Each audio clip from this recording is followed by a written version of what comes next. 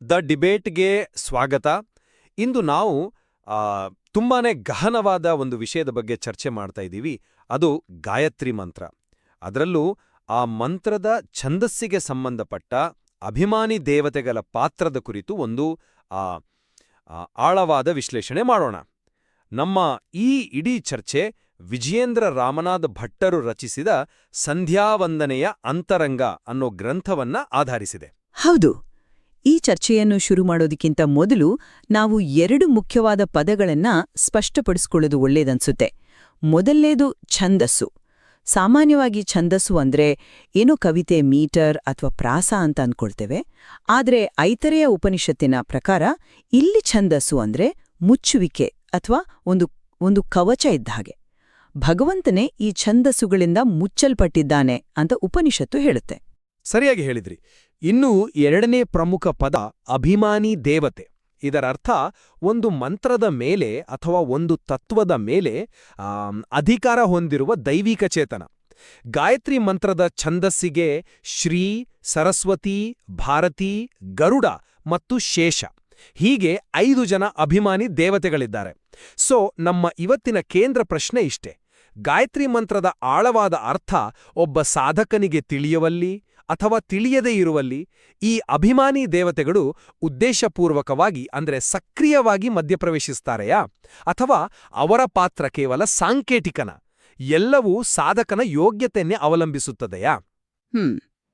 ನನ್ನ ಪ್ರಕಾರ ದೇವತೆಗಳ ಪಾತ್ರ ಮಂತ್ರದ ಅಂತರ್ಗತ ಶಕ್ತಿಯನ್ನು ಸಾಂಕೇತಿಸುತ್ತದೆಯೇ ಹೊರತು ಅವರು ಜ್ಞಾನ ಕೊಡುವ ಅಥವಾ ತಡೆಯುವ ಸಕ್ರಿಯ ಏಜೆಂಟ್ಸ್ ಅಲ್ಲ. ಮಂತ್ರದ ಅರ್ಥದ ಗ್ರಹಿಕೆಯು ಅದು ಸಂಪೂರ್ಣವಾಗಿ ಸಾಧಕನ ಸ್ವಂತ ಯೋಗ್ಯತೆ ಮತ್ತು ಆಧ್ಯಾತ್ಮಿಕ ಪರಿಶುದ್ಧತೆಯ ನೇರ ಪರಿಣಾಮ. ಇಲ್ಲಿ ನಾನು ಸ್ವಲ್ಪ ಭಿನ್ನಾಭಿಪ್ರಾಯವನ್ನ ಹೊಂದಿದ್ದೇನೆ. ನನ್ನ ವಾದ ಸರಳ: ಈ ಅಭಿಮಾನಿ ದೇವತೆಗಳು ಅಂದ್ರೆ ಒಂದು ರೀತಿ ಜ್ಞಾನದ ಕಾವಲುಗಾರರು. ಯಾರು ಯೋಗ್ಯರು ಅಂತ ನೋಡಿ ಅವರಿಗೆ ಮಾತ್ರ ಮಂತ್ರದ ನಿಜವಾದ ಅರ್ಥವನ್ನು ತಿಳಿಸ್ತಾರೆ ಮತ್ತು ಅಯೋಗ್ಯರಿಂದ ಅದನ್ನು ಉದ್ದೇಶಪೂರ್ವಕವಾಗಿ ಮುಚ್ಚಿಡ್ತಾರೆ. ಅಂದ್ರೆ ಅವರು ಜ್ಞಾನದ ರಕ್ಷಕರಾಗಿ ಕೆಲಸ ಮಾಡ್ತಾರೆ. ಓಕೆ, ಹಾಗಾದ್ರೆ ನಿಮ್ಮ ವಾದವನ್ನು ಇನ್ನಷ್ಟು ವಿವರವಾಗಿ ಮಂಡಿಸಿ. ಖಂಡಿತ. ನೋಡಿ, ಐತರೇಯ ಉಪನಿಷತ್ತು ಛಂದೋಭಿಹಿ ಹಿ ಏಷಃ ಅಂತ ಹೇಳುತ್ತೆ. ಅಂದ್ರೆ ಭಗವಂತನು ಛಂದಸ್ಸುಗಳಿಂದ ಮುಚ್ಚಲ್ಪಟ್ಟಿದ್ದಾನೆ. ಇದೊಂದು ಮೂಲಭೂತ ತತ್ವ. ಈ ತತ್ವದ ಅಡಿಯಲ್ಲಿ ಗಾಯತ್ರಿ ಛಂದಸ್ಸಿನ 5 ಅಭಿಮಾನಿ ದೇವತೆಗಳು ಈ ಮುಚ್ಚುವ ಅಥವಾ ರಕ್ಷಿಸುವ ಕೆಲಸವನ್ನು ನಿರ್ವಹಿಸ್ತಾರೆ.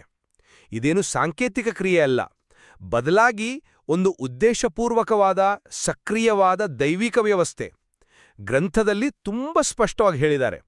ಹೇಗೆಂದ್ರೆ, ಈ ದೇವತೆಗಳು ಅಯೋಗ್ಯ ಸಾಧಕರಿಗೆ ಮಂತ್ರದ ನಿಜವಾದ ಗೂಢವಾದ ಅರ್ಥವು ತೆರೆದುಕೊಳ್ಳದಂತೆ ಅಡ್ಡ ನಿಲ್ತಾರೆ. ಯಾಕಂದ್ರೆ ಗಾಯತ್ರಿಯ ಶಕ್ತಿ ಅಪಾರವಾದದ್ದು, ಅದು ದುರುಪಯೋಗ ಆಗ್ಬಾರ್ದಲ್ವಾ?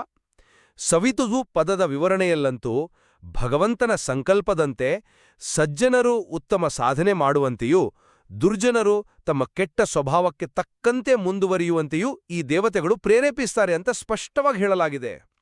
ಹೀಗೆ ಮಂತ್ರದ ದಿವ್ಯ ಶಕ್ತಿಯು ಸರಿಯಾದ ಯೋಗ್ಯ ವ್ಯಕ್ತಿಗಳಿಗೆ ಮಾತ್ರ ಸಿಗುವಂತೆ ಅವರು ನೋಡ್ಕೊಳ್ತಾರೆ. ಇದು ಒಂದು ರೀತಿ ದೈವಿಕ ಫಿಲ್ಟ್ರೇಷನ್ ಸಿಸ್ಟಮ್ ಇದ್ದ ಹಾಗೆ. ನಾನು ದೇವತೆಗಳ ಮಹತ್ವವನ್ನು ಅಥವಾ ಅವರು ಮಂತ್ರದ ಶಕ್ತಿಯ ಭಾಗ ಅನ್ನೋದನ್ನ ನಿರಾಕರಿಸುತ್ತಿಲ್ಲ. ಆದ್ರೆ ಅವರ ಕಾರ್ಯವಿಧಾನದ ಬಗ್ಗೆ ನನ್ನ ವ್ಯಾಖ್ಯಾನ ಸಂಪೂರ್ಣವಾಗಿ ಬೇರೆ. ನೀವು ಹೇಳಿದ ಮುಚ್ಚುವುದು ಅಥವಾ ಅಡ್ಡ ನಿಲ್ಲುವುದು ಅನ್ನೋದು ದೇವತೆಗಳು ಪ್ರಜ್ಞಾಪೂರ್ವಕವಾಗಿ ಮಾಡುವ ಕ್ರಿಯೆ ಅಂತ ನಾನು ಒಪ್ಪುವುದಿಲ್ಲ. ನನ್ನ ಪ್ರಕಾರ ಅದು ಸಾಧಕನ ಆಧ್ಯಾತ್ಮಿಕ ಅಪಕ್ವತೆ ಮತ್ತು ಅಯೋಗ್ಯತೆಯ ಒಂದು ರೂಪಕ. ಒಂದು ಸುಲಭದ ಉದಾಹರಣೆ ಕೊಡ್ತೀನಿ. ಸೂರ್ಯ ಪ್ರಪಂಚಕ್ಕೆಲ್ಲ ಬೆಳಕು ಕೊಡ್ತಾನೆ, ಆದರೆ ಕಣ್ಣು ಮುಚ್ಕೊಂಡವನಿಗೆ ಕತ್ತಲು ಕಾಣಿಸುತ್ತೆ. ಅದಕ್ಕೆ ಸೂರ್ಯ ಜವಾಬ್ದಾರ್ನಾ? ಇಲ್ಲ ಕಾನೇ? ಹಾಗೆಯೇ ಆಧ್ಯಾತ್ಮಿಕ ಪರಿಶುದ್ಧತೆ, ಶ್ರದ್ಧೆ, ಯೋಗ್ಯತೆ ಇಲ್ಲದ ಸಾಧಕನಿಗೆ ಮಂತ್ರದ ಅರ್ಥ ತಾನಾಗಿಯೇ ಗ್ರಹಿಕೆಗೆ ನಿಲ್ಕೋದಿಲ್ಲ. ದೇವತೆಗಳು ಈ ಅಂತರ್ಗತ ಶಕ್ತಿಯ ಮೂರ್ತ ರೂಪಗಳಷ್ಟೇ. ಅವರು ಕನ್ನಡಿಯ ಹಾಗೆ ನಮ್ಮ ಯೋಗ್ಯತೆ ಎಷ್ಟಿದೆಯೋ ಅಷ್ಟನ್ನು ಮಾತ್ರ ಪ್ರತಿಬಿಂಬಿಸ್ತಾರೆ. ಇನ್ನು ದಿಯೋ ಯೋನಃ ಪ್ರಚೋದಯಾತಂದ್ರೆ ನಮ್ಮ ಬುದ್ಧಿಗಳನ್ನು ಪ್ರಚೋದಿಸಲಿ ಅಂತ ಪ್ರಾರ್ಥನೆ ಇದೆಯಲ್ಲ, ಇಲ್ಲಿ ನಮ್ಮ ಅಂದ್ರೆ ಎಲ್ಲರ ಬುದ್ಧಿಗಳು, ಕೇವಲ ಯೋಗ್ಯರ ಬುದ್ಧಿಗಳನ್ನಲ್ಲ. ಹಾಗಾಗಿ ಅವರ ಪ್ರೇರಣೆ ಸಾರ್ವತ್ರಿಕ. ಅದನ್ನು ಸ್ವೀಕರಿಸುವುದು ಸಾಧಕನ ಪಾತ್ರತೆಗೆ ಬಿಟ್ಟಿದ್ದು. ದೇವತೆಗಳು ಜ್ಞಾನವನ್ನು ತಡೆಯುವ ತಡೆಗೋಡೆಗಳಲ್ಲ, ಬದಲಾಗಿ ಜ್ಞಾನದ ಕಡೆಗೆ ದಾರಿದೀಪಗಳು. ನಿಮ್ಮ ಕಣ್ಣು ಮುಚ್ಚಿಕೊಂಡವನ ಉದಾಹರಣೆ ಚೆನ್ನಾಗಿದೆ, ನಿಜ. ಆದರೆ ಗ್ರಂಥದಲ್ಲಿ ಬಳಸಿದ ಭಾಷೆಯನ್ನ ನಾವು ಅಷ್ಟು ಸುಲಭವಾಗಿ ತಳ್ಳಿಹಾಕುವಂತಿಲ್ಲ. ಅಜ್ಞಾನಿಗಳಿಗೆದುರು ತೆರೆದುಕೊಳ್ಳದಂತೆ ಮತ್ತು ಛಂದಸ್ಸುಗಳಿಂದ ಅಡ್ಡ ಇಡುವರು ಎಂಬಂತಹ ಸ್ಪಷ್ಟ ನೇರವಾದ ಮಾತುಗಳಿವೆ. ಈ ಪದಗಳನ್ನ ಕೇವಲ ಸಾಂಕೇತಿಕ ಅಂತ ಹೇಳೋಕ್ ಸಾಧ್ಯ? ಇದು ಮಂತ್ರದ ಪಾವಿತ್ರತೆಯನ್ನ ಕಾಪಾಡಲು ಇರುವ ಒಂದು ದೈವಿಕ ವ್ಯವಸ್ಥೆ ಅಂತಲೇ ಗ್ರಂಥಕಾರರು ಹೇಳ್ತಿದ್ದಾರೆ. ವರೇಣ್ಯಂ ಪದದ ಅರ್ಥದಂತೆ ಭಗವಂತನ ಶ್ರೇಷ್ಠತೆಯ ಜ್ಞಾನವು ಅತ್ಯಂತ ಪವಿತ್ರವಾದುದು. ಆ ಜ್ಞಾನ ಎಲ್ಲರಿಗೂ ಸಿಗುವ ವಸ್ತುವಲ್ಲ, ಅದನ್ನು ಪಡೆಯಲು ಯೋಗ್ಯತೆ ಬೇಕು. ಆ ಯೋಗ್ಯತೆಯನ್ನು ಪರೀಕ್ಷಿಸಿ ಜ್ಞಾನವನ್ನ ಕೊಡುವ ಅಥವಾ ತಡೆಯುವ ಕೆಲಸವನ್ನ ಈ ದೇವತೆಗಳು ಮಾಡ್ತಾರೆ. ಇದು ಜ್ಞಾನದ ರಕ್ಷಣೆ, ತಾರತಮ್ಯವಲ್ಲ. ನೀನು ಹೇಳಿದ್ದು ಸರಿ, ಆ ಪದಗಳು ನೇರವಾಗಿವೆ. ಆದ್ರೆ ವೇದಾಂತದ ಗ್ರಂಥಗಳಲ್ಲಿ ಅನೇಕ ಕಡೆ ರೂಪಕ ಭಾಷೆಯನ್ನು ಬಳಸಿರುತ್ತಾರೆ. ಅದನ್ನು ಅಕ್ಷರಶಃ ತೆಗೆದುಕೊಳ್ಳಬಾರದು. ಮುಚ್ಚುವಿಕೆ ಅಂದ್ರೆ ಸಾಧಕನಲ್ಲೇ ಇರುವ ಅಜ್ಞಾನ, ಅಹಂಕಾರ, ವಾಸನೆಗಳಂಥ ಆಂತರಿಕ ಅಡೆತಡೆಗಳು. ದೇವತೆಗಳ ಅನುಗ್ರಹ ಅನ್ನದು ಗಂಗೆಯ ಪ್ರವಾಹದಂತೆ ಎಲ್ಲರ ಮೇಲೂ ಸಮಾನವಾಗಿ ಹರಿಯುತ್ತೆ. ಆದ್ರೆ ಅದನ್ನು ಗ್ರಹಿಸುವ ಪಾತ್ರೆಯನ್ನು ಸಾಧಕನೂ ಸಿದ್ಧಪಡಿಸಿಕೊಳ್ಳಬೇಕು. ನಿಮ್ಮ ಪಾತ್ರೆಯೇ ಸಿದ್ಧವಿಲ್ಲದಿದ್ದರೆ ಅಥವಾ ಅದರಲ್ಲಿ ತೂತುಗಳಿದ್ದರೆ ನೀರು ಹೇಗೆ ತುಂಬುತ್ತೆ? ಅದಕ್ಕೆ ಗಂಗೆಯನ್ನು ದೂಷಿಸೋಕಾಗುತ್ತಾ? ಹಾಗೆಯೇ ಇದು ಯೋಗ್ಯತೆಯ ಅಭಾವದ ಒಂದು ಸಹಜ ಪರಿಣಾಮವೇ ಹೊರತು ದೇವತೆಗಳು ಉದ್ದೇಶಪೂರ್ವಕವಾಗಿ ಮಾಡುವ ತಾರತಮ್ಯ ಅಲ್ಲ. ಅಡ್ಡ ಇಡುವುದು ಅಂದ್ರೆ ಸಾಧಕನ ಅಯೋಗ್ಯತೆಯೇ ಅವನಿಗೆ ಅಡ್ಡವಾಗುವುದು ಅಂತ ಅರ್ಥ. ಆದರೆ ಗ್ರಂಥದಲ್ಲಿ ಹೇಳಿರೋದು ಕೇವಲ ಯೋಗ್ಯತೆಯ ಅಭಾವದ ಪರಿಣಾಮ ಅಂತಲ್ಲ, ಬದಲಿಗೆ ದೇವತೆಗಳೇ ಒಂದು ಸಿಸ್ಟಮ್ ಆಗಿ ಕೆಲಸ ಮಾಡ್ತಾರೆ ಅಂತ. ಇದು ಕೇವಲ ಒಂದು ನ್ಯಾಚುರಲ್ ಕಾನ್ಸಿಕ್ವೆನ್ಸ್ ಅಲ್ಲ, ಇದೊಂದು ಡಿವೈನ್ ಡಿಸೈನ್. ನಿಮ್ಮ ಗಂಗೆಯ ಉದಾಹರಣೆಯನ್ನೇ ತೆಗೆದುಕೊಂಡ್ರೆ ಗಂಗೆಯ ನೀರನ್ನು ಯಾರು ಬೇಕಾದರೂ ಬಳಸಬಹುದು. ಆದರೆ ಗಾಯತ್ರಿ ಜ್ಞಾನ ಹಾಗಲ್ಲ. ಅದು ಅಷ್ಟು ಸುಲಭವಾಗಿ ಸಿಕ್ಕರೆ ಅದರ ಬೆಲೆಯೇ ಇರೋದಿಲ್ಲ. ಅದಕ್ಕಾಗಿಯೇ ಒಂದು ಪ್ರೊಟೆಕ್ಷನ್ ಸಿಸ್ಟಮ್ ಇದೆ. ಆ ವ್ಯವಸ್ಥೆಯೇ ಈ ಅಭಿಮಾನಿ ದೇವತೆಗಳು. ಸರಿ, ಹಾಗಾದ್ರೆ ನನ್ನದೊಂದು ಪ್ರಶ್ನೆ. ಗ್ರಂಥದಲ್ಲಿ ಒಳ್ಳೆಯ ಸ್ವಭಾವದವರು ಒಳ್ಳೆಯ ಸಾಧನೆ ಮಾಡುವಂತೆಯೂ ಕೆಟ್ಟ ಸ್ವಭಾವದವರು ಕೆಟ್ಟ ಸಾಧನೆ ಮಾಡುವಂತೆಯೂ ದೇವತೆಗಳು ಪ್ರೇರೇಪಿಸ್ತಾರೆ ಅಂತ ಇದೆಯಲ್ಲ, ಇದನ್ನ ನೀವು ದೇವತೆಗಳು ಮಾಡುವ ತಾರತಮ್ಯ ಅಂತ ನೋಡ್ತೀರಾ? ನನ್ನ ಪ್ರಕಾರ ಇದು ಜವಾಬ್ದಾರಿಯನ್ನು ಸಾಧಕನ ಮೇಲೆ ಹಾಕುವ ಮಾತು. ದೇವತೆಗಳು ಕೆಟ್ಟವರಿಗೆ ಕೆಟ್ಟದ್ದನ್ನು ಮಾಡಲು ಪ್ರೇರೇಪಿಸ್ತಾರೆ ಅಂತ ಅಕ್ಷರಶಃ ಅರ್ಥ ಮಾಡಿಕೊಂಡರೆ ದೇವತೆಗಳ ಮೇಲೆಯೇ ದೋಷ ಹೊರಸಿದ ಹಾಗಾಗುತ್ತೆ. ಇದು ಸರಿ ಎನಿಸುತ್ತಾ? ಇಲ್ಲ ಇಲ್ಲ, ನಾನು ಇದನ್ನ ತಾರತಮ್ಯ ಅಂತ ನೋಡಲ್ಲ. ಇದನ್ನ ಯಥಾಯೋಗ್ಯತೆ ಅಂತ ನೋಡ್ತೀನಿ. ಅಂದ್ರೆ ಅವರವರ ಕರ್ಮ ಮತ್ತು ಸ್ವಭಾವಕ್ಕೆ ತಕ್ಕಂತೆ ದಾರಿ ತೋರಿಸೋದು. ಒಬ್ಬ ವೈದ್ಯ ರೋಗಿಗೆ ಕಹಿ ಔಷಧ ಕೊಟ್ರೆ ಅದು ದ್ವೇಷವಲ್ಲ, ಅವನ ಉಳಿತಿಗಾಗಿ.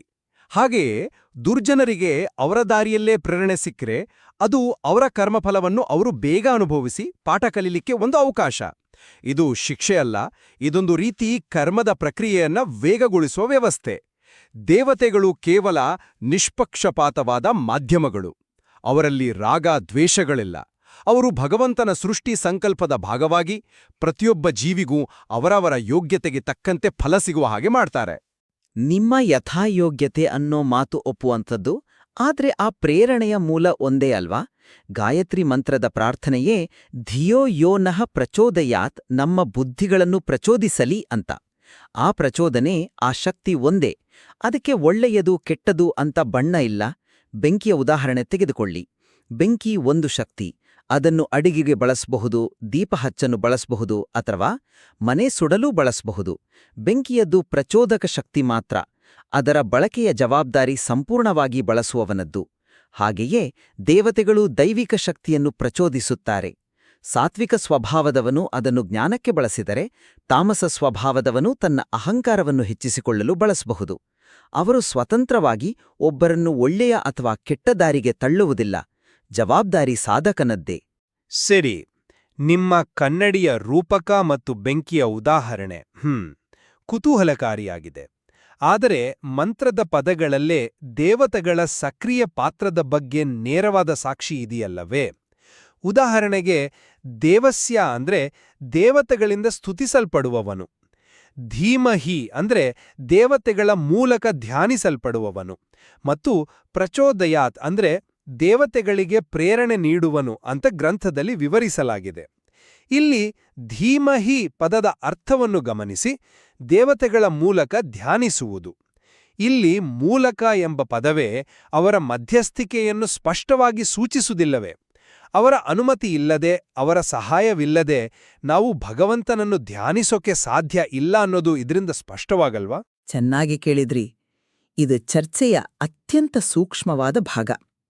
ಮೂಲಕ ಅನ್ನೋ ಪದವನ್ನು ಅಕ್ಷರಶಃ ಥ್ರೂ ದೆಮ್ ಆಸ್ ಇಂಟರ್ಮೀಡಿಯರೀಸ್ ಅಂತ ತೆಗೆದುಕೊಳ್ಳುವ ಬದಲು ಬೈ ಎಂಬಾಡಿಯಿಂಗ್ ದೇರ್ ಕ್ವಾಲಿಟೀಸ್ ಅಂತ ಯಾಕೆ ಅರ್ಥೈಸಬಾರದು? ದೇವತೆಗಳ ಮೂಲಕ ಧ್ಯಾನಿಸುವುದು ಅಂದ್ರೆ ಆ ದೇವತೆಗಳು ಪ್ರತಿನಿಧಿಸುವ ಸಾತ್ವಿಕ ಗುಣಗಳನ್ನು ನಮ್ಮೊಳಗೆ ಅಳವಡಿಸಿಕೊಂಡು ಧ್ಯಾನ ಮಾಡುವುದು. ಉದಾಹರಣೆಗೆ ಶ್ರೀದೇವಿಯ ಸಂಪತ್ತಿನ ತತ್ವ ಅಂದ್ರೆ ಕೇವಲ ಹಣವಲ್ಲ, ಜ್ಞಾನ ಸಂಪತ್ತು, ಗುಣ ಸಂಪತ್ತು. ಸರಸ್ವತಿಯ ಜ್ಞಾನದ ತತ್ವ, ಗರುಡನ ವೇಗ ಮತ್ತು ಶಕ್ತಿಯ ತತ್ವ, ಶೇಷನ ಸ್ಥಿರತೆ ಮತ್ತು ಆಧಾರದ ತತ್ವ. ಈ ಗುಣಗಳನ್ನು ನಾವು ಸಾಧನೆಯ ಮೂಲಕ ನಮ್ಮೊಳಗೆ ಬೆಳೆಸಿಕೊಂಡಾಗ ನಾವು ಆ ಭಗವಂತನ ಧ್ಯಾನಕ್ಕೆ ಯೋಗ್ಯರಾಗ್ತೇವೆ. ಆಗ ದೇವತೆಗಳ ಮೂಲಕ ಧ್ಯಾನಿಸಿದಂತೆಯೇ ಆಗುತ್ತೆ.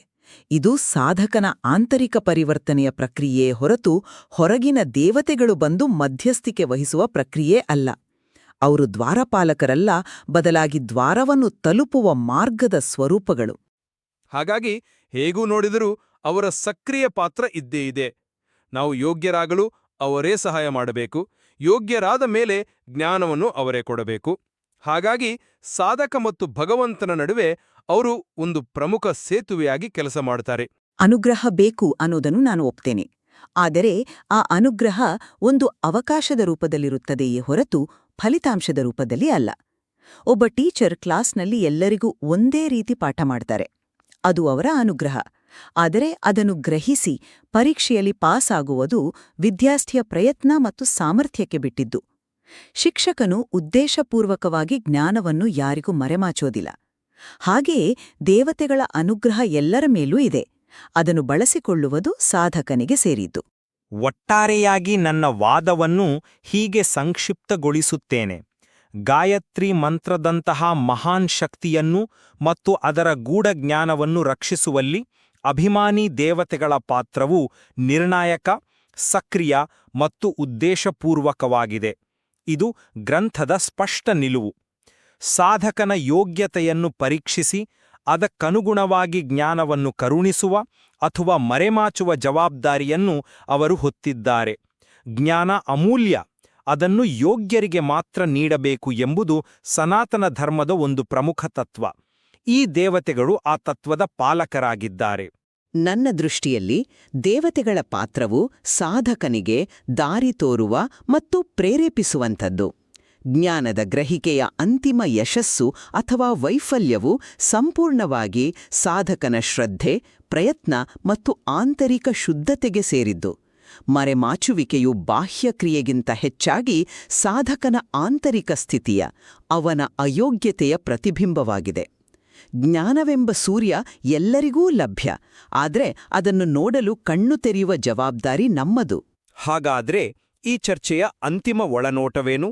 ದೇವತೆಗಳನ್ನು ನೀವು ಜ್ಞಾನದ ದ್ವಾರಪಾಲಕರು ಅಥವಾ ಕಾವಲುಗಾರರು ಎಂದು ಭಾವಿಸಿದರೂ ಸರಿ, ಅಥವಾ ನಿಮ್ಮದೇ ಯೋಗ್ಯತೆಯನ್ನು ಪ್ರತಿಬಿಂಬಿಸುವ ಕನ್ನಡಿ ಎಂದು ಭಾವಿಸಿದರೂ ಸರಿ, ಅಂತಿಮವಾಗಿ ಸಾಧಕನು ಮಾಡಬೇಕಾದ ಕೆಲಸ ಒಂದೇ: ತನ್ನನ್ನು ತಾನು ಶುದ್ಧೀಕರಿಸಿಕೊಳ್ಳುವುದು, ತನ್ನ ಪಾತ್ರತೆಯನ್ನು ಹೆಚ್ಚಿಸಿಕೊಳ್ಳುವುದು. ಸರಿಯಾದ ಮಾತು. ಅಂದರೆ ದೇವತೆಗಳು ಹೊರಗಿನ ಶಕ್ತಿಯೋ ಅಥವಾ ಒಳಗಿನ ತತ್ವವೋ ಎಂಬ ತಾತ್ವಿಕ ಚರ್ಚೆಗಿಂತ ಸಾಧಕನ ಆಂತರಿಕ ಪರಿವರ್ತನೆಯೇ ಜ್ಞಾನದ ಬಾಗಿಲನ್ನು ತೆರೆಯುವ ನಿಜವಾದ ಕೀಲಿ. ಖಂಡಿತ. ಗಾಯತ್ರಿ ಮಂತ್ರದ ಅನುಸಂಧಾನವು ಕೇವಲ ಯಾಂತ್ರಿಕ ಪಠಣವಲ್ಲ, ಅದೊಂದು ಗಹನವಾದ ಆಧ್ಯಾತ್ಮಿಕ ಯಾತ್ರೆ ಎಂಬುದನ್ನು ಈ ಎರಡೂ ದೃಷ್ಟಿಕೋನಗಳು ಸ್ಪಷ್ಟಪಡಿಸುತ್ತವೆ. ಈ ಗ್ರಂಥದಲ್ಲಿ ಈ ವಿಷಯದ ಬಗ್ಗೆ ಇನ್ನೂ ಆಳವಾದ ಚರ್ಚೆಗೆ ಅವಕಾಶವಿದೆ. ಕೇಳುಗರು ಇದನ್ನು ಚಿಂತನೆಯ ಒಂದು ಆರಂಭವಾಗಿ ತೆಗೆದುಕೊಳ್ಳಬಹುದು.